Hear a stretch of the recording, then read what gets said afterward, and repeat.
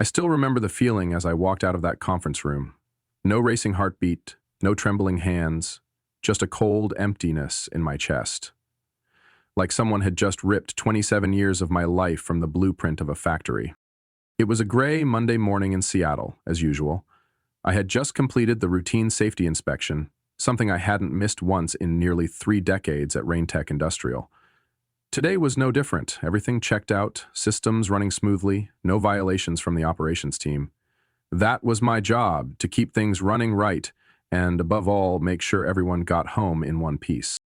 But just an hour later, I was asked to report to a sixth-floor conference room, the kind tech folks like me only visited when something was either very good or very bad. The room was colder than I expected. New leather chairs, bright white lights like a surgical suite. Sitting there was the new head of operations, Trevor Blake, 34. Slick hair, shirt starched so sharp it could cut. I'd met him twice before, both times in briefings where he spoke about optimizing output and strategic thinking like this plant was some simulation game. Beside him sat a woman from HR, face tight, holding a brown envelope. She spoke with a tone so gentle, it felt rehearsed. Michael, the company is restructuring production oversight. Some positions will be realigned to match our new development direction. I didn't say a word, just looked at the paper in front of me. Severance package. 3 weeks' pay and a requirement to train my replacement within 10 days. He'll start tomorrow morning. Just graduated in industrial management from Berkeley. Very driven, brings a modern mindset. I nodded, eyes locked on the polished wood table. Suddenly remembering I'd once fixed a jammed laser cutter on this very floor back in 2002. When I walked out, I was 55. No one mentioned that number. No thank you. Not even a farewell card. I'd started at Raintech when my daughter was still in kindergarten. Back then, we lived 15 minutes from the plant. I took the night shift because no one else wanted to work with the new high-pressure press. I said yes. 6 months later, I became shift lead, then supervisor, then head of technical operations. Over the years, I rewrote the entire preventive maintenance system, trained more than 20 operations engineers, and built the hydraulic temperature monitoring protocol they still use today. Not a single serious accident in nearly 30 years. And all it ended with was a cold handshake and a printed training packet on plain letter paper. That evening, I drove along Lake Union, watching old industrial boats sit still like tired machines left behind.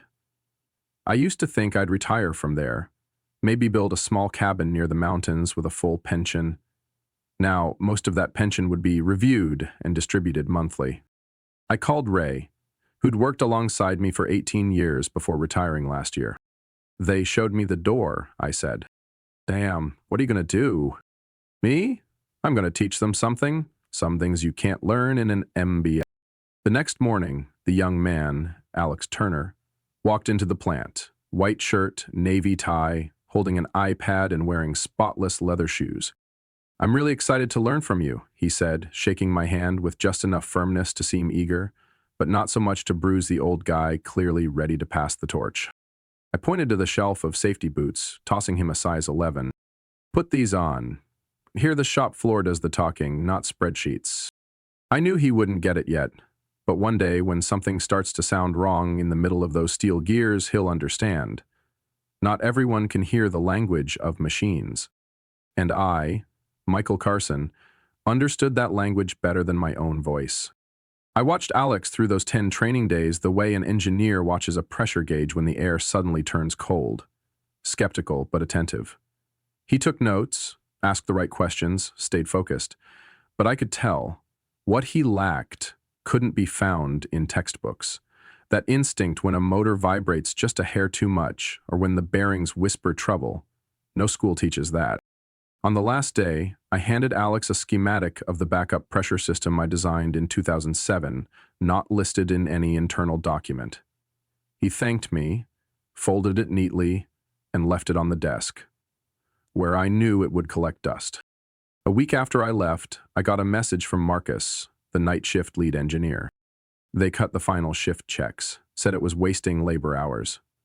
Also signed a new deal with a cheaper supplier from Nevada. I didn't reply, just wrote it down in my old notebook, a habit I've kept since trade school. Then Claire from the heat press unit texted, Michael, They're canceling quarterly oil changes. Said we'll do it when there are clear signs. You and I both know press number 3 won't tolerate that. I screenshotted the message, saved it. One by one, warnings started stacking up. And Alex? To upper management, he was a breath of fresh air. Trevor praised him in the meeting, said productivity was up 3% in the first 2 weeks. No one looked at the operations error log. Wear alerts blinked like lightning in a storm. By the end of my first month away, the maintenance department was buried in replacement requests, none of which got approved. An internal memo from Trevor leaked. Priority is hitting Q2 targets. Safety is important, but performance drives shareholder rewards. I read that over breakfast, coffee still hot, but my blood already boiling. Not long after, Henry, the head of maintenance I'd trained since he was 22, called. Michael, they cut my position, said they're merging maintenance with operations. Now a couple of fresh grads are inspecting the primary pressure system. You know what that means, right?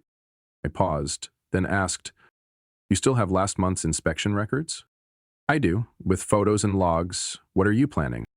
I'm not sure yet, but keep them safe. Don't use the company email. We're going to need every piece. From that moment, I began rebuilding a different kind of schematic. Not of machines, but of people. People who still believed in the old systems, the real standards. Not the polished reports, but the ones that kept lives intact. I sent each person a small handwritten note card with the address of a private P.O. box I had just rented on the outskirts of town. No phone number, no full name, just one message. Send any data that looks off. Record the date, the time, the approver's name. 3 weeks passed. Envelopes began arriving regularly. Some were in shaky handwriting, others printed from office machines, photos of rusted machinery, oil spills on the floor, warning panels half covered with white duct tape. The more I read, the hotter the fire burned in my chest. This wasn't just about me anymore. This was a place I'd protected for nearly 30 years. Now it was being turned into a statistics game. What shocked me most was a letter from Zachary, the intern I once taught to read 3-phase electrical panels. He was now in charge of final product testing. In the letter he wrote, I noticed a pressure valve sample was leaking, but they told me to ship it anyway. I asked to double check, Trevor said. The customer won't notice. Send it. I had to fold the letter before I crushed it in my hand. It was time to stop the flood. But I needed someone on the inside. Someone with access, with transfer lists, with operational data logs. I thought of Alex. The kid I once dismissed as just a trainee might actually be the most crucial link. That night, I sent a short, anonymous email with no signature. You know what's happening. When this collapses, they'll blame you. If you want to hear the real story, meet me behind the Holloway gas station, 7 p.m. Wednesday. I didn't know if he would come, but I knew one thing for sure. That factory wasn't just a manufacturing plant anymore. It was a ticking time bomb of accidents. And if no one stood up, someone was going to bleed before the next dividend increase kicked in. I got to the parking lot behind the Holloway gas station 15 minutes early, standing beneath flickering neon lights and the faint smell of gasoline drifting in the night air. The familiar silver pickup pulled in at 6:55. The door opened, and Alex stepped out.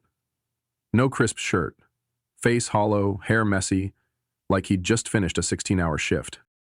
I don't even know why I came, Alex said, voice rough. I think you do, I replied, handing him a hot coffee I'd just grabbed from the convenience store. What you're dealing with can't be solved with pretty reports. He took a quiet sip, nodding, eyes lost in thought.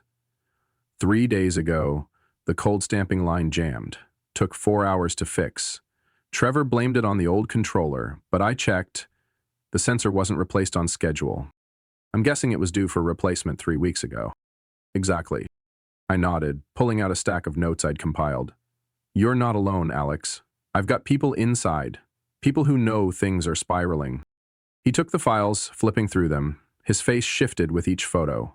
Oil trails near valves, a circuit board scorched in the corner, falsified inspection dates. What do I do? For now, stay quiet. But I need you to keep documenting everything. especially orders from Trevor or anyone above. Everything needs a trail. Can you do that? He paused, then said, I was wrong to think I could control all this with theory. If this blows up, I don't want to be the guy standing in the rubble having done nothing. I placed a hand on his shoulder, slightly. You just made the most important decision of your life. 4 days later, Claire texted me at 2 a.m. Press number 4 had a minor explosion. No injuries, but the entire shift was halted. The next morning, Henry called. Trevor told Tech to write up the incident as a fault from old equipment. No mention of the shortened maintenance schedule from last quarter. I closed my eyes and took a slow breath.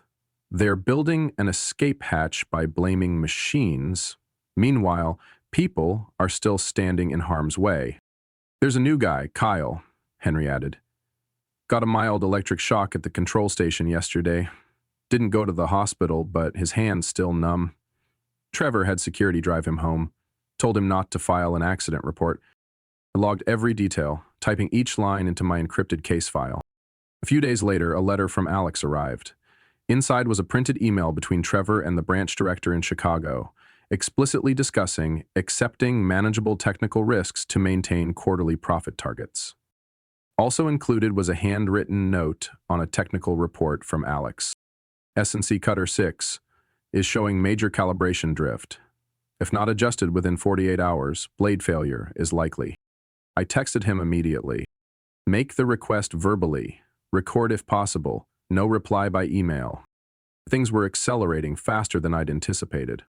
Then, on a Wednesday afternoon, Zachary sent a rush delivery to my house. Inside was a body cam hidden in his work vest. The footage showed an impromptu floor meeting.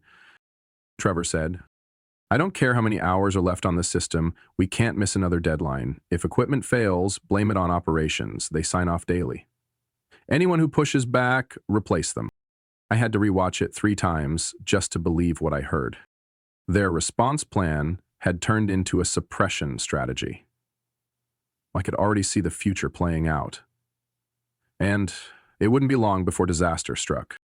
That evening, I sent all the data I had to a labor safety attorney I'd met at a conference last year, someone who had helped expose a similar scandal at a plant in South Texas. I wrote just one line in the email. I have the evidence and I need help bringing it to light. The next morning, he called me with only 3 words. We begin now. I knew from that moment on nothing would ever return to the way it was.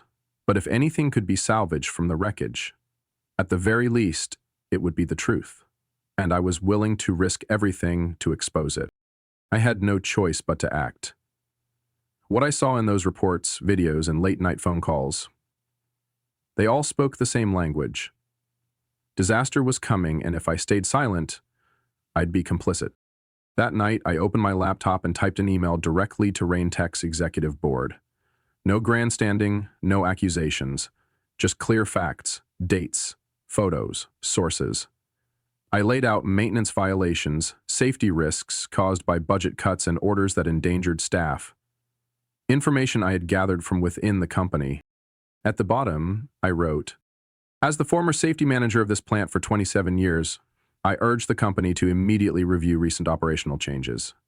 If needed, I'm willing to consult to help restore safe practices and prevent serious incidents. I hit send at 9:17 p.m. with no expectations. But part of me still hoped that someone in the glass offices on the 8th floor would read all the way to the end.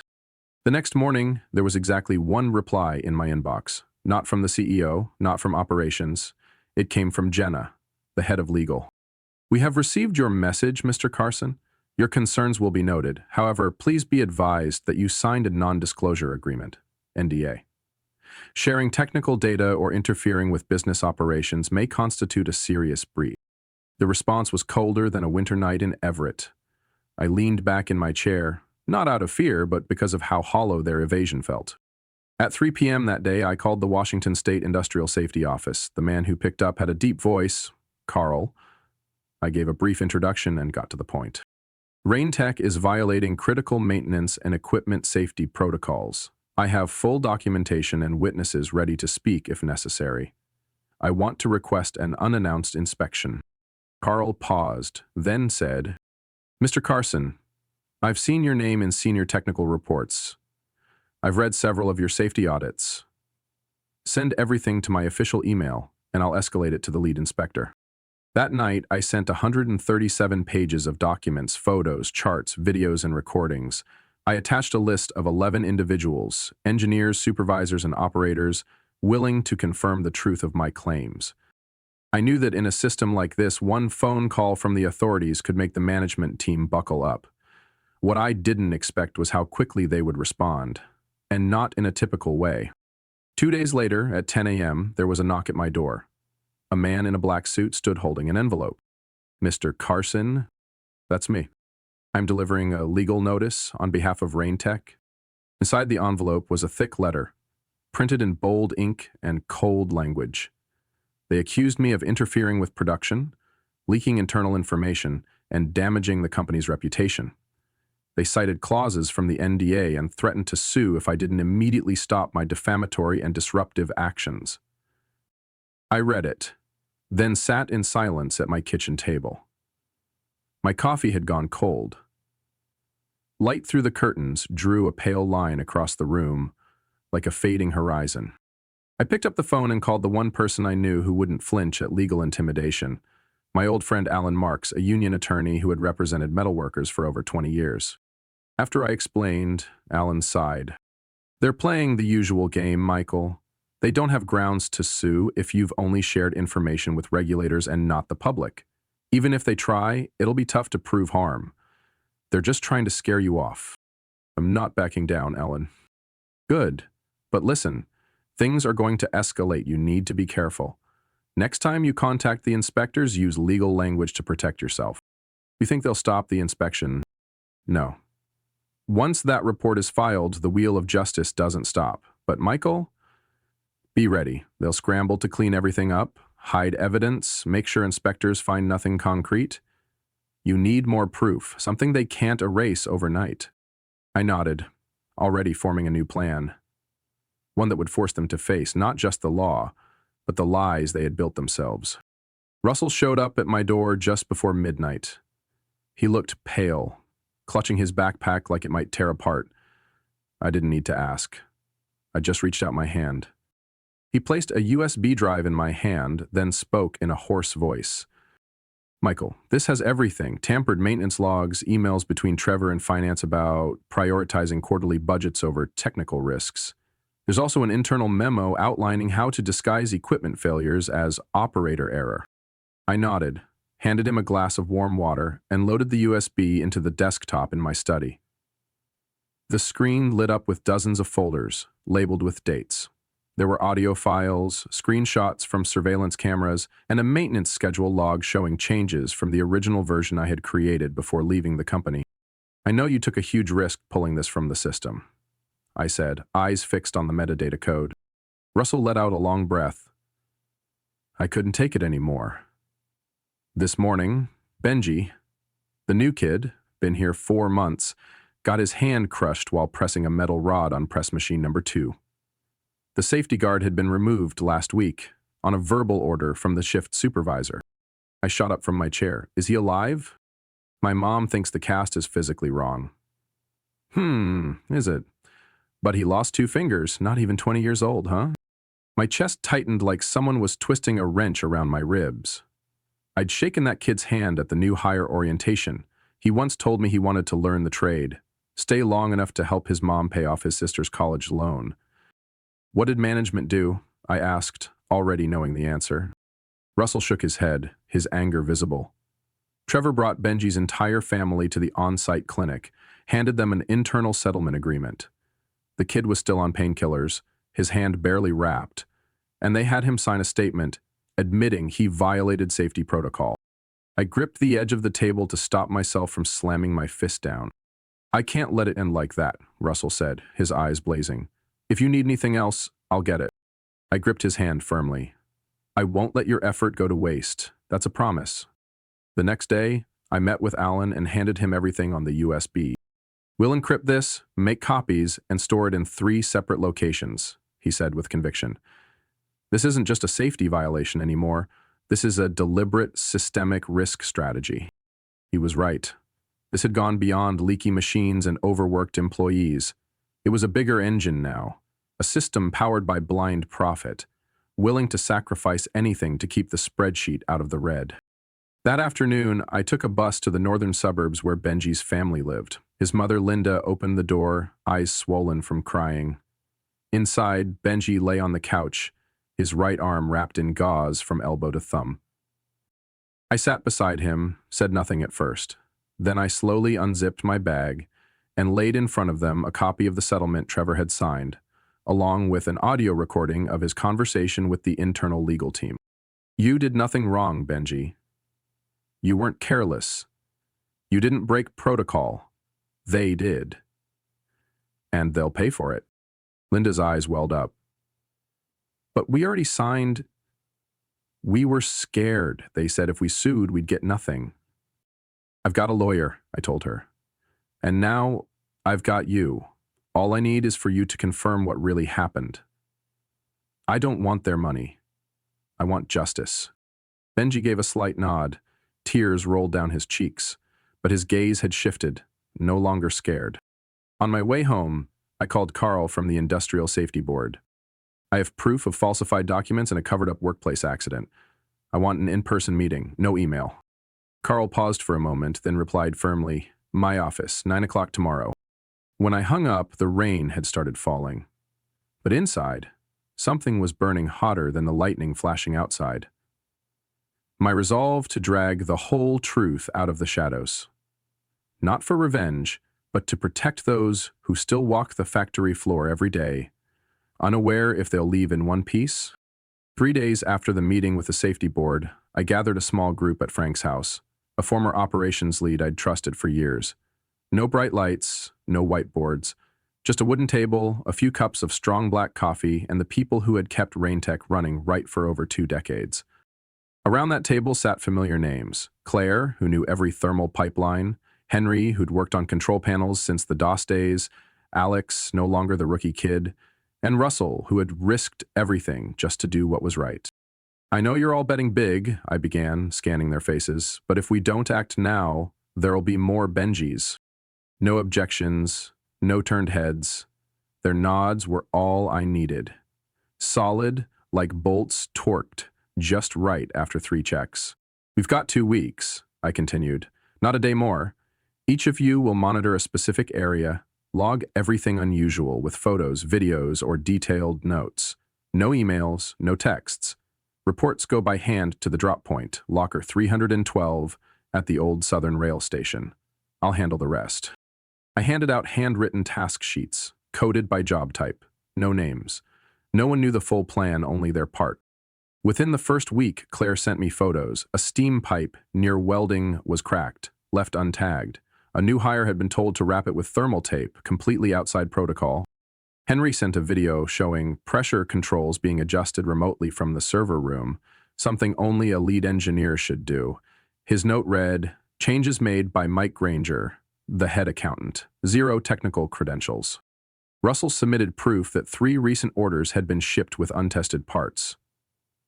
A pressure-regulating valve marked as awaiting inspection showed up in a shipment sent to Blackwater Turbines, one of Raintech's biggest clients.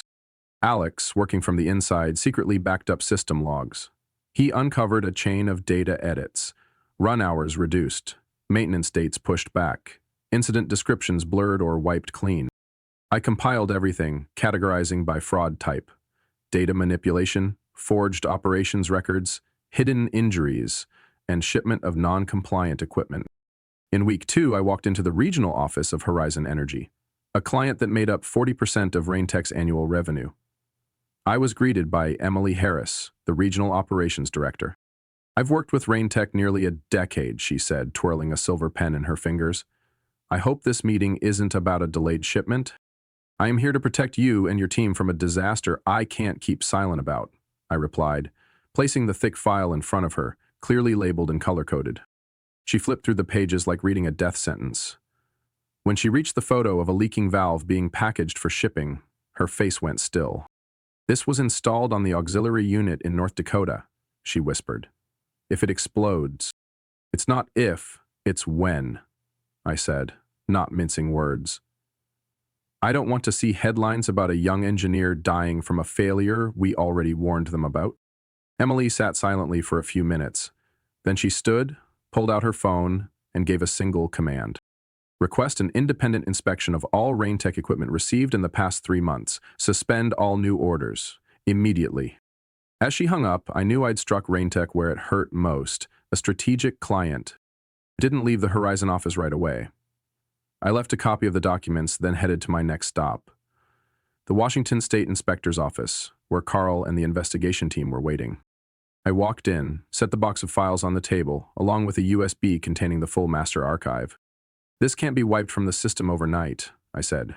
Carl nodded and hit record on the audio device. Mr. Carson, go ahead. Start from the beginning. I took a deep breath and began. This time, I didn't have to whisper. I found Jason at a small cafe wedged between a laundromat and an auto parts store, just 8 blocks from the RainTech plant. The yellow glow of the open 24/7 sign spilled over his face. Worn down and pale, like he hadn't slept in 3 days. He wasn't in his usual dress shirt and tie, but a worn hoodie, hands slightly trembling as he held his paper coffee cup. "I've got 10 minutes, Jason muttered, not looking me in the eye. "I only need 5, I replied, handing him a thick envelope. Inside were copies of emails between Trevor and the senior tech team ordering changes to the maintenance logs, along with video of press machine number 2 being retrofitted with a non-compliant part. Jason flipped through the pages. His brows furrowed deeper with each one, until he suddenly let go and the stack hit the table. I know everything's falling apart, he whispered. But I'm stuck in the middle, Michael. I submit maintenance requests, Trevor denies them. I file accident reports. The legal team rewrites them. I try to call the regional director. They ignore me. How long are you planning to stay frozen? I asked directly. Or are you going to wait until another Benji ends up at home, bandaged, with a shattered dream? Jason said nothing. A crack appeared across his expression, not from anger, but shame. They say I don't have a choice, he muttered. I signed an NDA. If I leak system data, they could sue me. I've still got student loans. My mom's going through cancer treatment. I cut in. I get it. But if someone dies, who do you think they'll throw under the bus first? That landed like a blade. He looked up at me. For the first time, he didn't look away. I want to believe I'm not like them, he said, voice shaking. But if I stay silent, how am I any different? I handed him a small sheet of paper, handwritten in blue ink. No names, no clear address.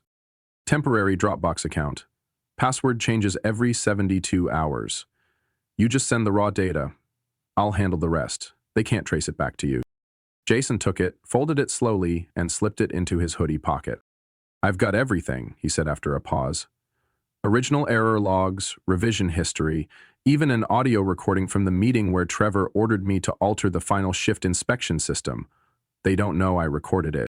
You sure you're ready? I asked one last time. Not for you, Jason said, lifting his eyes to meet mine. For people like Benji. I used to look up to someone like you, and now I want to do the right thing, the way you once did. I stood, said nothing else, just placed a hand on his shoulder, a firm squeeze. No promises, no flattery, none needed. 3 days later, the first files came in, one by one, steady as a press machine operating at full load. Maintenance cycle edits reduced from 14 days to 45, without risk assessment. List of 27 uninspected units shipped last month. Internal email from the Deputy Production Director. If there's an incident, blame operator error. Don't let a safety assumption stall the line. Then came the audio. Trevor's voice. Cold, brutal. Michael Carson is the past. We need to move forward. If a few people get hurt in the name of optimization, that's the cost. Don't let emotion interfere with logic. I sat in front of my computer, no longer boiling with rage, but because I knew I had enough. Not just to warn them, but to flip the entire table they thought they controlled. I sent the full archive to Carl at the Safety Council. At the same time, a copy went to Emily Harris at Horizon Energy with a note. If any of this is in your systems, you have the right to terminate all contracts immediately. I knew once the wheel started turning, nothing could stop it, but I still needed one last push, an event that would drag Raintech into the daylight. The phone buzzed at 5:12 AUM, no caller ID, just a string of numbers I knew by heart. I picked up, my voice still raspy from not having had water yet. "This is Michael." On the other end was Sharon, the former executive assistant to the board. Her voice was rushed. "Michael, hydraulic press number 1. The main pressure valve blew. The entire line's been down since 2 a.m. The Labor Safety Bureau has been notified. They're en route. We can't contain the situation." I closed my eyes for a second. "Anyone hurt yet?" "Not yet, but the products are incomplete. The whole floor's in chaos." "Trevor," he vanished. No one can reach him. "What do you want?" "Raintech wants you back. As a consulting specialist, immediately." I paused, then opened my laptop to review the inspector team's schedule. Carl and his unit were set to arrive at Raintech in 2 hours. "My rate is $300 an hour," I said. "Cash only. No invoices. No legal ties." "I'll pass it on," she replied quickly. "Anything else?" "I'm bringing my old tech team, no interference in our technical decisions, and I want the full maintenance records from the last 6 months, unedited, untrimmed." Sharon hesitated, then whispered like someone might overhear. "Deal. But you need to get here now." An hour later, I walked into Raintech with Russell, Claire, and Henry. The lights were pale, the usual industrial noise absent. Workers stood frozen, all eyes fixed on press number 1. A hulking metal giant sitting dead, oil streaked across the floor, the control panel cracked, and the valve casing crushed like it had been punched by a steel fist. I didn't say a word, just pulled off my gloves, crouched down, and started examining the piston block. Claire flanked left and opened the secondary circuit board. Henry began removing sensor modules. Russell headed to the data room. I'd asked for unrestricted access.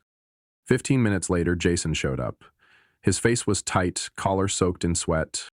"Michael, it's falling apart." "I know." He handed me a USB. "Operational data from the last 2 weeks. Trevor forced me to erase it. I only modified the master file. I kept a backup on my private drive." I took it, stared him in the eye. "You've redeemed a lot today, but don't stop halfway." He nodded. "I'll come forward if I need to." For the next 3 hours, we worked like it was wartime. I read vibration metrics, Claire matched them to spec. Henry found that the regulator valve had been swapped with a non-approved component. Claire growled, "This is cheap grade C junk. It can't handle more than 1700 psi. I turned to Russell. "Find me the intake log for this equipment batch.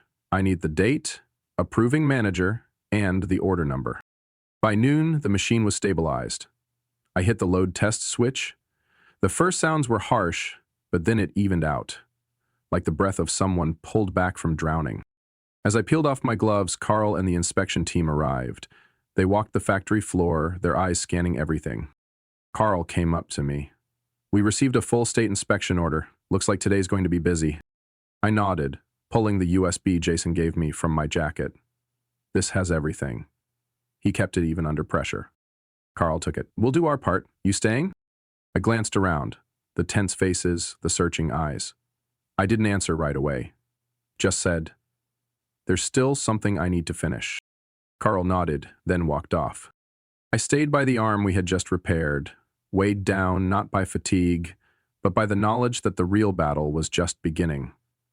The machine was running again, but it would take longer for trust to return.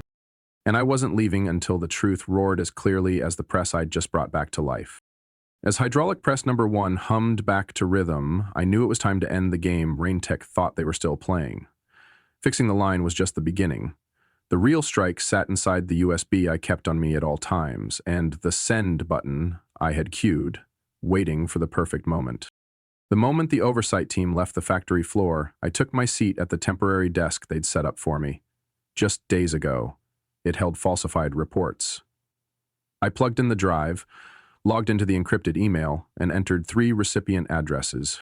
The Washington State Industrial Safety Board, the Executive Board of Winmark Holdings, Raintech's parent company.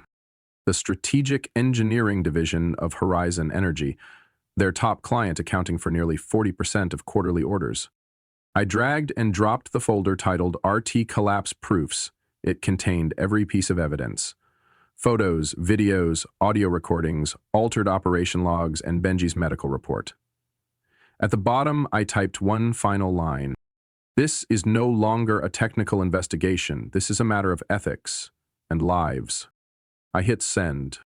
I stood up, left the laptop open on the desk, and walked out of the room like I'd just pulled the pin on a grenade no one else had realized was about to go off.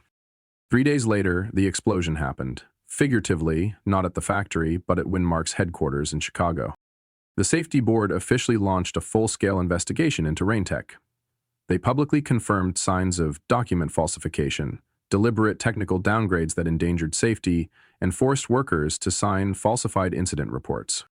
Within the week, Horizon Energy issued a statement suspending all orders from Raintech and demanded full re-inspection of all equipment received over the last 6 months. Winmark stock plummeted by 18% in just 2 trading sessions. Corporate leadership scrambled. Trevor was terminated on the spot, officially cited for violation of professional ethics. Leonard, the one who'd slashed the maintenance budget, was quietly reassigned to a role unrelated to operations, which everyone knew was code for waiting out his contract with nothing to do. Jason wasn't fired, but he was demoted to Level 2 Quality Control Engineer, now reporting to someone who once interned under me. Some said he got off light because he cooperated at the last minute. I didn't comment. Because Jason knew better than anyone, the biggest blow didn't come from the board or the auditors. It came from the gray-shirted workers who showed up every day, who handed me scraps of paper, notes, sweat, and helped me assemble a picture too damning to deny. 1 week later, I was invited to Winmark's headquarters in Chicago. The man who greeted me was Harvey Collin, Executive Vice President. He sat in a glass-walled conference room, flipping through the documents with the eyes of someone who knew numbers never lied. Mr. Carson, I've read everything. Honestly, if you hadn't come forward, we might be facing a fatal workplace accident and a billion-dollar lawsuit looming over us. I said nothing. I hadn't come for compliments. We want you to come back, not to patch things up, but to rebuild from scratch. I leaned back. In what position? National Director of Heavy Operations. Full authority over engineering and safety. Double your former salary. Quarterly equity bonuses. I shook my head. I'm not here to restart that cycle. Power, compromise, justification. I won't lead for people who don't put lives first. He nodded, unsurprised. So what do you want? I pulled a handwritten proposal from my case. I'll return to Raintech 3 days a week as an independent technical advisor. I choose the team, I approve the maintenance schedule, I rewrite the entire system. If anyone interferes, I walk. Harvey scanned it and signed. We can't afford to screw up again. When I returned to Raintech that Monday, there were no banners, no applause. Just Henry at the door, nodding, Claire waiting by the control panel, Russell holding a new equipment report, and in the far corner, Jason stood silently, but for the first time looked at me, like someone ready to learn from scratch. The machines were back up, but more importantly, the people knew when to stop before it was too late. I stepped into the floor, glanced at my watch, and said, "All right, starting this shift, everything changes." I began showing up at Raintech every Monday, Wednesday, and Friday. No new employee badge, no private office, just a wooden desk tucked near the maintenance bay, close enough to feel the buzz of cutting machines, turning gears, and the scent of oil in every breath. My nameplate read Technical Safety Advisor, but everyone simply called me Mr. Michael. I didn't return to fix machines. I came back to fix how people thought about safety, dignity, and accountability. That first week, I rewrote the entire inspection protocol. Each checkpoint had a unique QR code linked to a digital log. No more sloppy scribbles or grease-stained clipboards. I mandated retraining for the entire technical staff, not just on machine operation, but on how to listen for unteachable warning signs, an unusual vibration, unexpected heat, or the silent worry in a young colleague's eyes. Claire resumed leading the pre-shift inspection crew. Henry helped me rewrite the preventive maintenance calendar. Russell was in charge of verifying every incoming part. No item went untested, both physically and against manufacturer specs.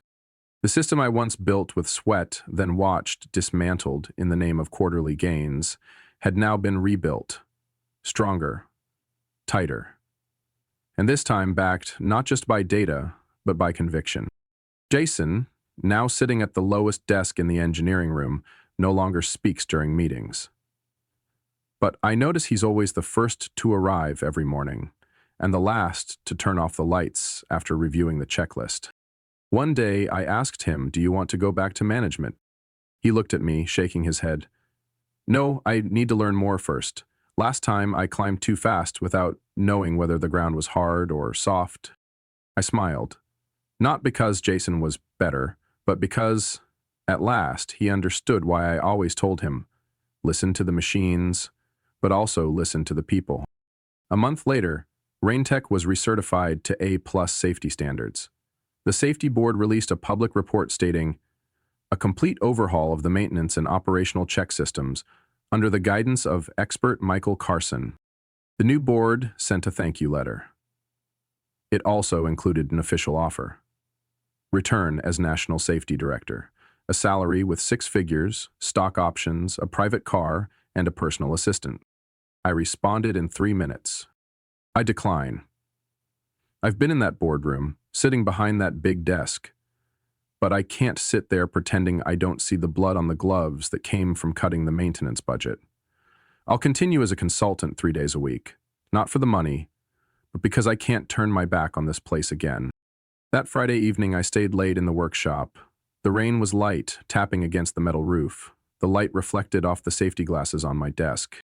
A young worker, probably not even 20, came up, holding a toolbox. He hesitantly asked, "Mr. Michael, the pressure sensor keeps flickering strangely. What should I do?" I stood up, walked with him to machine 77. After observing for a few seconds, I showed him how to check the input current and the dust filter underneath. He nodded repeatedly. If this had happened before, I would have probably missed it. Lucky I learned the new process. I smiled faintly, placed my hand on his shoulder. Never be afraid to ask. If something makes you hesitate, it means it deserves a second check. He nodded, his eyes lighting up. I returned to my desk, closed the notebook, and walked out onto the workshop floor. The rain had stopped. In the distance, the machines hummed steadily, like a stable heartbeat. I stood there for a moment, saying nothing. Not everyone understands why someone nearly 60 like me still trudges through rain to the factory, still wears safety glasses instead of playing golf. But for me, the answer has never been clearer. I returned not for fame, not for revenge, but because every drop of oil on that floor matters. When it's placed in the right spot, by people who understand that this work is a living system. A tiny misstep can lead to an irreversible loss. And as long as I can stand, I'll be here. Beside them, the ones still learning to protect each other, bolt by bolt, engine by engine, with even the smallest questions. Michael's story is a clear reminder that in any profession, ethics and responsibility cannot be replaced by profit spreadsheets. When greed surpasses safety, the consequences are not just red numbers, but real people, real harm. Michael didn't return for money or fame, but for his conscience. He represents a generation of workers who believed value isn't in a title, but in integrity. In today's world, people like him are the foundation for sustainable systems. What do you think about Michael's choice? Would you do the same if you were under pressure like him? Share your thoughts in the comments, and don't forget to follow the channel for more moving stories about life and family.